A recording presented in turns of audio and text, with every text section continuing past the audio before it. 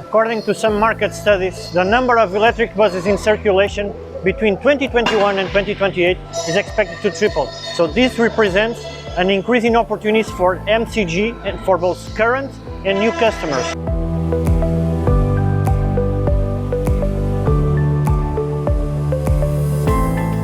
With the emerging trends of green mobility and decarbonization of transport, low weight and durability are key factors for success. And this is where MCG can come up with innovative solutions.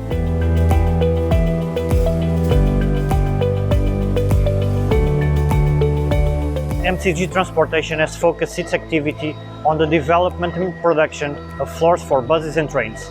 But we have always empowered the idea that we aim to be an interior system supplier for these vehicles.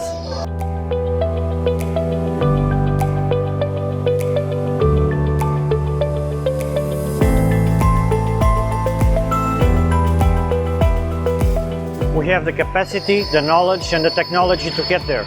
This is why we already produce floors for 100% electric buses, and we are also developing other components such as sidewalls and ceilings.